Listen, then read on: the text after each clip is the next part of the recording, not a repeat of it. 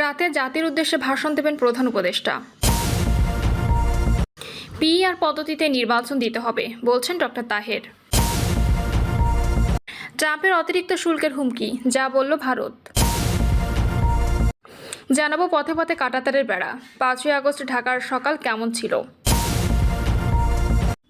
এবং সর্বশেষ জানাবো দেশ জুড়ে বৃষ্টির আভাস, কোথাও হতে পারে ভারী বর্ষণ।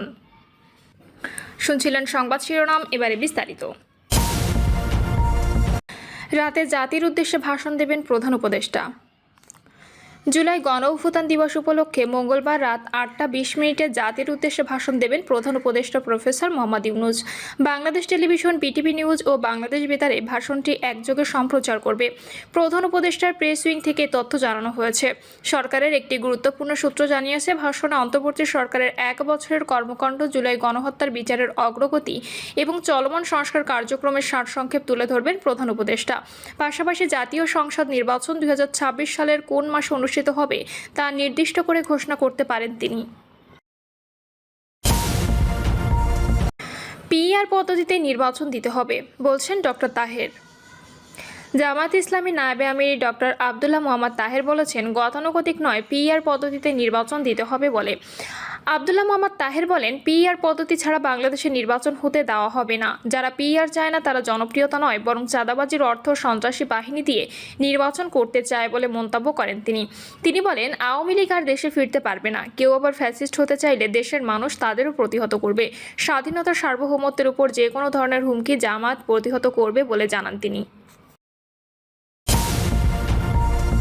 পথে পথে কাঁটাতারের বেড়া, 5ই আগস্ট ঢাকার সকাল কেমন ছিল। একদিকে সরকার ঘোষিত কারফিউ, অন্যদিকে শেখ হাসিনার পদত্যাগের 1 দফা দাবিতে মার্চ টু ঢাকা কর্মসূচি। এমন এক পরিস্থিতিতে 2024 সালের 5ই আগস্টের সকাল থেকে একেবারে থমথমে অবস্থা ছিল বাংলাদেশের রাজধানী ঢাকায়। সেদিন সকাল থেকে ক্ষণে ক্ষণে বদলেছে রাজধানী ঢাকার পরিস্থিতি। কোথাও সেনাবাহিনী সহ আইনশৃঙ্খলা বাহিনীর কড়া অবস্থান, কোথাও কারফিউ আর বাধা ডিঙিয়ে ছাত্র জনতার এগিয়ে যাওয়া। ওই দিন সকাল থেকেই ঢাকার মহাখালী, বনানী, গুলশান, কারওয়ান বাজার, শাহবাগ, যাত্রাবাড়ি, মোহাম্মদপুর, রামপুরা সহ ঢাকার প্রায় প্রতিটি রাস্তায় গুরুত্বপূর্ণ পয়েন্টে কাঁটাতার দিয়ে ব্যারিকেড বসিয়ে রাস্তার অবস্থান নিয়েছিল আইনশৃঙ্খলা বাহিনী। আগে থেকে যাদের কাছে কারফিউ পাস ছিল তারাও ওই দিন সকাল ঢাকায় রাস্তায় বের হয়ে নানা ভোগান্তিতে পড়েন পুলিশ ও সেনাবাহিনীর জেরার মুখে। তবে সবচেয়ে বেশি কড়া পাহারা বসানো হয়েছিল ঢাকায় প্রবেশ মুখগুলোতে, বিশেষ করে যাত্রাবাড়ি, গাবতলী আর আবদুল্লাপুরের মতো এলাকাগুলোতে। বিভিন্ন আবাসিক এলাকায় গলির মুখে বসানো হয়েছিল আইনশৃঙ্খলা বাহিনীর পাহারা। মাইকিং করে কাউকে ঘর থেকে বের না হওয়ার অনুরোধও জানাতে দেখা গিয়েছিল পুলিশকে। তবে বেলা গড়ানোর সাথে সাথে পরিস্থিতি বদলে যেতে শুরু করে। কারফিউ ভেঙে রাস্তায় নেমে আসতে দেখা যায় ছাত্র জনতা, শিক্ষক, শিক্ষার্থী, বিভিন্ন বয়সের নারী পুরুষকে। ক্রমেই বদলে যেতে শুরু করে ঢাকার পরিস্থিতি। রাস্তায় নামতে শুরু করেন বিক্ষোভকারীরা। এমন পরিস্থিতির মধ্যে সকাল 11টার দিকে ব্রডব্যান্ড ও মোবাইল ইন্টারনেট সেবাও বন্ধ হয়ে যায়। কাঁটাতারের ব্যারিকেড, থমথমে সকাল। কোটা সংস্কারের দাবিতে টানা 33 দিনের রক্তক্ষয়ী আন্দোলনের পর 3রা আগস্ট ঢাকায় কেন্দ্রীয় মিনার থেকে শেখ হাসিনার পদত্যাগের 1 দফা কর্মসূচি ঘোষণা করেন বৈষম্য বিরোধী ছাত্র আন্দোলনের নেতারা।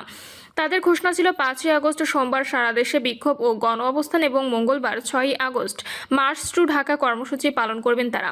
তবে হঠাৎই 4 আগস্ট বিকালে এক বিবৃতিতে সমন্বয়ক আসিফ মাহমুদ এক বিবৃতিতে মার্চ টু ঢাকা কর্মসূচি 6ই আগস্টের পরিবর্তে 5ই আগস্ট করার ঘোষণা দেন। এতে সারা দেশের মানুষকে অংশ নেওয়ারও আহ্বান জানানো হয়। ছাত্রদের ঘোষণার পরই 4 আগস্ট সন্ধ্যা 6টা থেকে ঢাকা সহ সারা দেশে অনির্দিষ্টকালের কারফিউ ঘোষণা করে সরকার। ঢাকায় বিক্ষোভকারীদের প্রবেশ ঠেকাতে রোববার রাত থেকেই ঢাকার বিভিন্ন পয়েন্টে বসানো হয় নিরাপত্তা চেকপোস্ট। প্রবেশ মুখ থেকে আছেই, সেই সাথে গণভবন, বঙ্গভবন, শাহবাগ, মহাখালী, উত্তরা, গুলশান, রামপুরা, বনানীর বিভিন্ন রাস্তায় কাঁটাতারের বেষ্টনী বসানো হয়। সবচেয়ে বেশি কাঁটাতারের বেষ্টনী বসানো হয়েছিল বিজয় সরণি, ফার্মগেট, শাহবাগ এবং প্রধানমন্ত্রীর কার্যালয়ে আশপাশের এলাকা। যে কারণে ঢাকার রাস্তায় 5ই আগস্ট ভোর থেকে যানবাহন চলাচল প্রায় বন্ধ ছিল। পুরো শহর জুড়ে ছিল অ্যাম্বুলেন্স ও গণমাধ্যমের কিছু গাড়ি দেখা গেছে। সংবাদ সংগ্রহে কারফিউ পাস নিয়ে সকাল 8:30টায় রামপুরা ব্রিজের উপরে গেলে সেখানে বিবিসি বাংলার গাড়ি থামানো সেনাবাহিনীর সদস্যরা ঠিক 20 গজ সামনে বনশ্রী রাস্তায় সেনাবাহিনীর কাঁটাতারের আরও একটি চেকপোস্টে একইভাবে গাড়ি থামিয়ে জিজ্ঞাসাবাদ করা হয়। এমন 3 দফা চেকপোস্ট পেরিয়ে সকাল 8:45টার দিকে যখন বনশ্রী ই ব্লকের দিকে গিয়ে দেখা যায় প্রধান গলি থেকে ভেতরে গুলি ছুড়ছিল পুলিশ। বাংলাদেশের জুলাই আগস্টের পরিস্থিতি নিয়ে জাতিসংঘের মানবাধিকার বিষয়ক হাই কমিশনারের দপ্তর বা OHCHR যে তথ্যানুসন্ধানী প্রতিবেদন প্রস্তুত করেছে, সে প্রতিবেদনে বলা হয়েছে মার্চ অন ঢাকা থামাতে বিক্ষোভকারীদের শহরের কেন্দ্রস্থলে পৌঁছাতে বাধা দিতে তখনও পুলিশ অনেক জায়গায় বিক্ষোভকারীদের ওপর প্রাণঘাতী গুলি চালাচ্ছিল।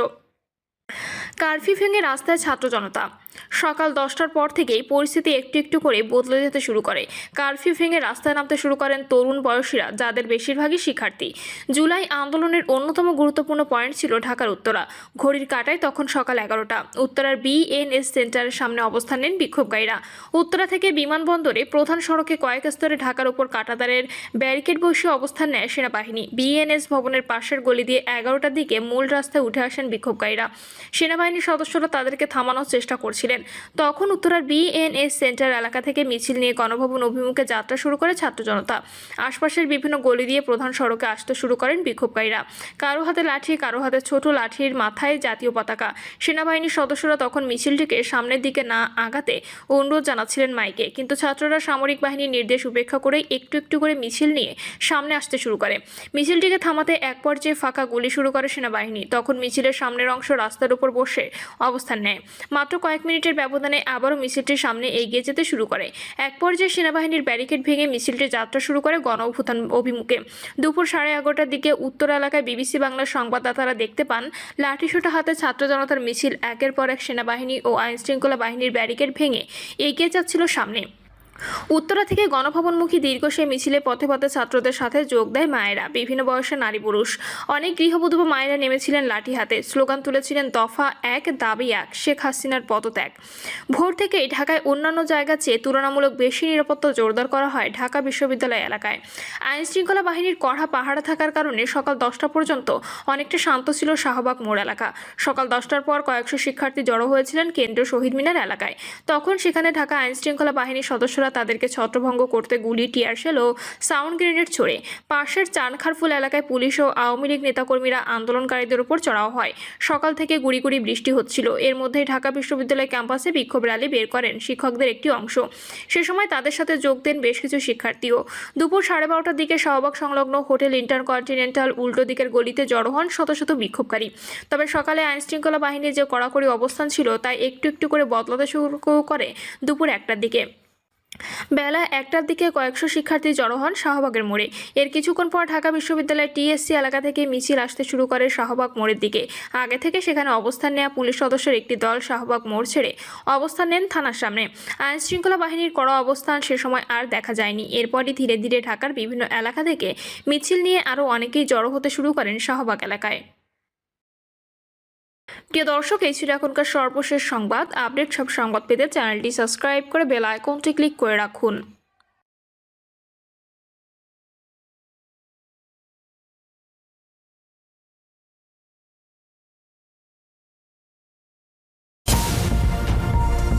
ট্রাম্পের অতিরিক্ত শুল্কের হুমকি, যা বলল ভারত।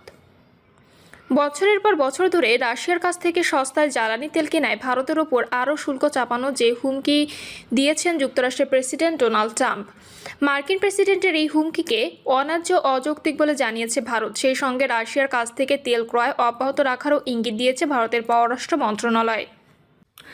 সেই সঙ্গে রাশিয়ার কাছ থেকে তেল ক্রয় অব্যাহত রাখারও ইঙ্গিত দিয়েছেন ভারতের পররাষ্ট্র মন্ত্রণালয়। 2022 সালে ইউক্রেনে রুশ বাহিনীর সামরিক অভিযান শুরুর পর রাশিয়ার জ্বালানি তেল, গ্যাস, কয়লা, সার, যন্ত্রপাতি ও যন্ত্রাংশ, রাসায়নিক দ্রব্য সহ প্রায় সব পণ্যের উপর নিষেধাজ্ঞা জারি করেছে যুক্তরাষ্ট্র ও ইউরোপের দেশগুলো জোট ইউরোপীয় ইউনিয়ন। কিন্তু নিষেধাজ্ঞা থাকা সত্ত্বেও যুক্তরাষ্ট্র এবং ইউরোপীয় ইউনিয়ন রাশিয়া থেকে পণ্য আমদানি করছে বলে উল্লেখ করা হয়েছে ভারতের পররাষ্ট্র মন্ত্রণালয়ের বিবৃতিতে। সেখানে বলা হয়েছে, ইউরোপীয় ইউনিয়ন 2024 সালে রাশিয়ার সঙ্গে 6,750 কোটি ইউরোর সমপরিমাণ দ্বিপাক্ষিক বাণিজ্য করেছে। তার আগের বছর 2023 সালে করেছে 1,720 কোটি ইউরোর সমপরিমাণ বাণিজ্য। ভারত রাশিয়ার সঙ্গে সারা বছর যে বাণিজ্য করে তার চেয়ে এই পরিমাণ অনেক বেশি।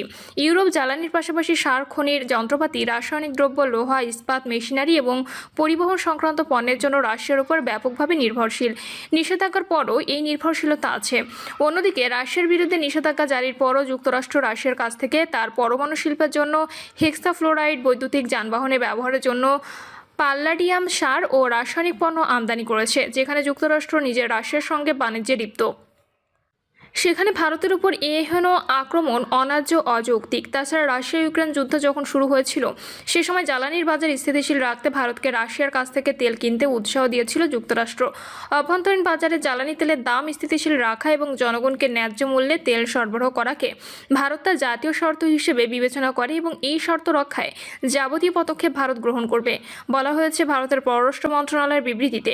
ভারতের উপর ইতিমধ্যে 25% রপ্তানি শুল্ক আরোপ করেছে ট্রাম্প। 7 আগস্ট থেকে তা কার্যকর হওয়ার কথা আছে।